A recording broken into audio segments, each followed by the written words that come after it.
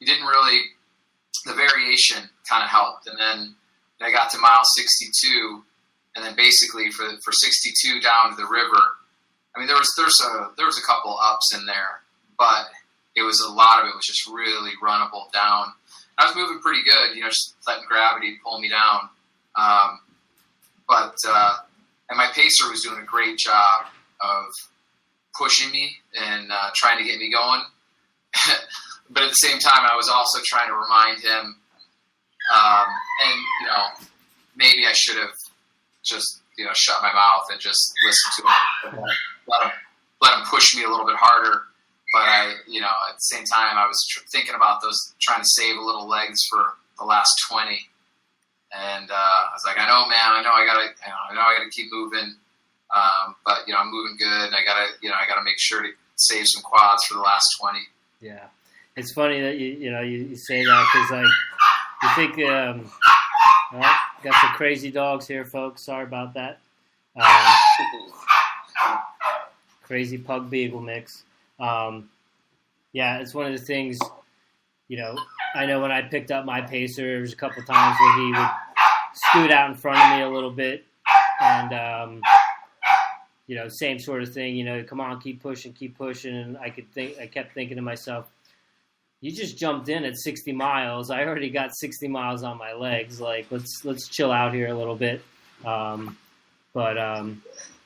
was it? How was that river crossing? I saw that was pretty tough for Jim Wimsley.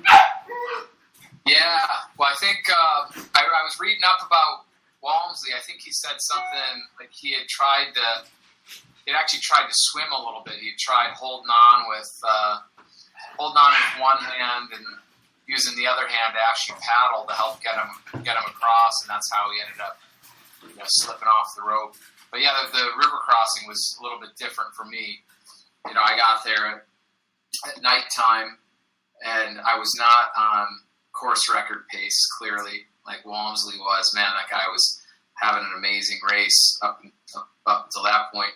But yeah, it was so I was just kind of, the water was about waist high at the deepest, maybe just a little bit more than waist high. The volunteers were amazing. I mean, it's hard to believe that people would be willing to go stand in this cold river. They were all in wetsuits. Most of them just had the wetsuits up to their waist because, it's still warm out.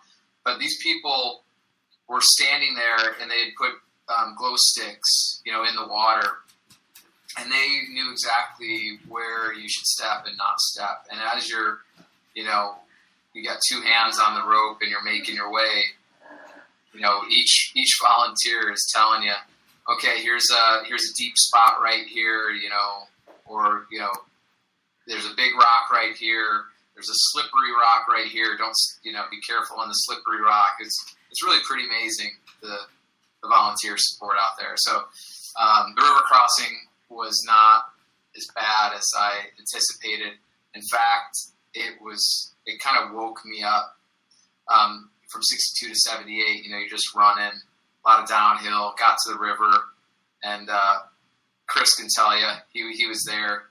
That was probably, I feel like, maybe I wouldn't even call it my lowest, low point, but I was definitely a little fatigued, just kind of like, the crew was asking me questions, what I needed, when it's like, I had a hard time thinking about the answers to those questions. But as soon as I, went through the river, that cold water just woke me up. And then all of a sudden, got to the other side, started climbing, and I just felt like I'd, woken up from a nap or something. Like I felt kind of recharged. Yeah, that was probably the one stop I saw you, and the best I can describe it is it seemed like you were kind of like drunk in a way.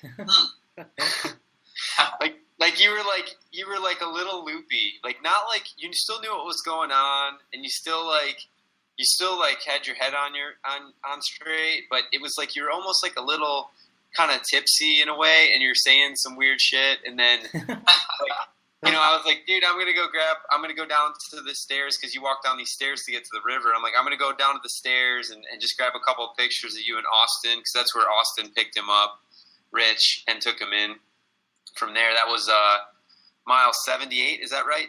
Yeah. Yeah. And then so I'm like, I'm just gonna grab a picture of you, and then like you like get to the top of the stairs, and you're kind of like, like wavering back and forth, and you're like, oh, we get a pose for this shit, and I'm like, yeah, pose, and like I snapped a quick picture. It was tough to get because it was like dark, and I posted that pic on Instagram, and it's like grainy and shit. My camera was like, by that time it was like hard to get a good image, but it was so funny. And then I talked to Steve afterward, and I'm like, how's he doing? He's like, oh, he's doing great, and I'm like, this is the first stop where I felt like he was a little like just out of it. But yeah, I figured with the river crossing, the best thing it's going to do is just kind of give you a little regeneration of your legs, get a quick, like, what do you think it took you to cross there? 5 minutes, maybe 6 minutes? I don't even know, but nice little ice bath. The water was nice and cool. It was nice. I dipped my foot in. It was nice. Yeah, I'd be, who knows? Maybe it did take that long. But my guess is that it would have been less than 5. But I think you'd probably have a better idea. Yeah. So it was just like one of those things where it was a really good, just a really good place to kind of see you, and then when we saw you at at mile, it would be 93 and a half at the Highway 49 aid station. You were totally back to just like, you were just good to go. Like, it was like, let's get this shit done. Let's bring it home. And you just look good. And Rich, he was like negative splitting every single station we saw him at. It was like, we thought, his first aid station, we saw him like right at Robinson Flat. That's mile 30. He was like right on pace for 24 hours. And we're just like, this is going to be tight. Like the whole, because, the heat and stuff. And then every time we saw him, he was just picking people off. Like, I mean, he literally was like, I want to say you were in like 160th when you came through the first aid station. I think I was 100 something, maybe 20th, maybe 40th. I don't remember the exact number. 136. 136. Okay. So, and he just, I mean, you ended up being like what, 50 something or 60 something? I mean, 62 was it? I'm sorry, what was that? What was your final overall placing? Like 62 or 59? 59. So it was like for him to, and like it just kept, because we kept like looking at people. We're like, oh, he was by this person, and then all of a sudden we wouldn't know who was in front of him, and then we're like, oh, must have passed like 20 people. So when we check in, he was at like 77th, and he was at like 65th, and then the last number I checked was 62nd. That's why I thought you ended up at right there, but. Yeah, so and then he kept just picking time off of that 24-hour mark, so just kept building up a nice little buffer. But, yeah, unreal. So that had to be a pretty good feeling, passing that many people over the course of 100 miles. You probably drew some energy from that, from, passing people that are, weren't as intelligent with their race plan. What was the official overall time? 22:15. Yeah, 22 hours 15 minutes. Nice. And how did that put you in the 40 plus category? You know what? I didn't really look. I started to, but then I realized I think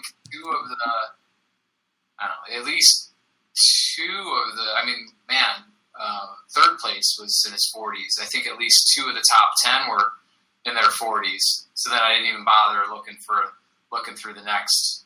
Gotcha. 50 people, because I figured, the only reason I would have, been interested is if for some reason I would have been, top 3 masters or something. There wasn't even close. As you know, a lot of ultra runners tend to be a little bit older. Yeah, that's usually the case, but it seems like there's a little bit of a changing of the guard going on, and you have these young bucks that are now. Bypassing, high school running and collegiate running and going straight into the ultra world. And True. All of a sudden you got a 20-year-old that's, winning the Western States 100, albeit there was a bit of a disaster for Jim up front to go that far and be that much up on course record to make a wrong turn with, 6 or 7 miles to go. But still, even if he would have, ended up second, there's definitely a little changing going on where now you see younger and younger people and faster marathoners that are, bypassing the marathon and going right into the ultras. Yeah, you're right. And I think it's going to be interesting seeing that because I know how I recover as a 40-year-old, and I knew how crazy I was as a 20-year-old, and what I put my body through and what I was able to recover from.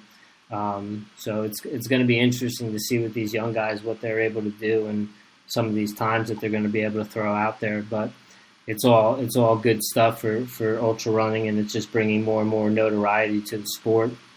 So, yeah.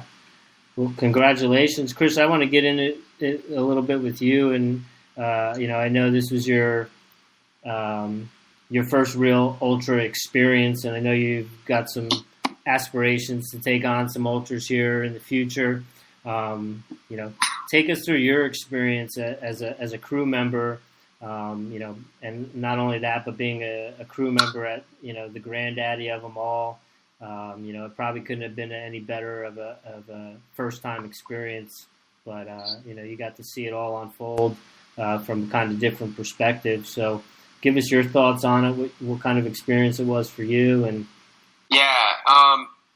unreal. Just put it in one word. It was just unreal, kind of amazing, just crazy. So to paint a picture for you, the first aid station was his 30. He was going to be 30 miles in, and to get to that aid station was such a funny thing because we're like it was the most difficult one for us to get to as a crew, but it wasn't as I heard it wasn't as hard as some other aid stations to get to, and we get to this, we go out to it, and all of a sudden it turns into like this single lane road. Then it turns into a single lane dirt road, and you're just kind of winding through all these mountains, and then all of a sudden you get to this point where there's an aid station just set up in the middle of this mountain. It's like, and there's a couple people like camping out there, like with RVs and stuff. It's kind of in the middle of nowhere. And so we set up, and we're like, what do? We don't even know. We see the course, and we're just like, we don't know where to set up. We don't know if we can just kind of set up right next to the course. We don't know if he can like step off the course. We're just kind of new at this. So we kind of just observe other people coming through. And so we kind of get a good feel. We get a good spot because we know we can see him. And then Sally McRae comes through, and she's like Nike trail running, and I just like was watching because I'm like, oh, let me see what this is all about. They were like a pit crew, man. It was like NASCAR for running, and they're like squirting her down and filling up her bottles and spraying her with sunscreen and like wiping down her legs and doing all this other shit. And I'm just like, this is insane. Like they were like a machine, So I thought we were pretty well prepared, and the first one that Mike came through with was probably his longest stop because he had to change his shoes. But I think also because we were all like, we were all new at it, but we all kind of had our little jobs to do. And then, so it was pretty smooth, but I mean, I think it was like room for improvement on that first one, but it was crazy. And then once we saw him again, we were like, it was like we caught on within that first one.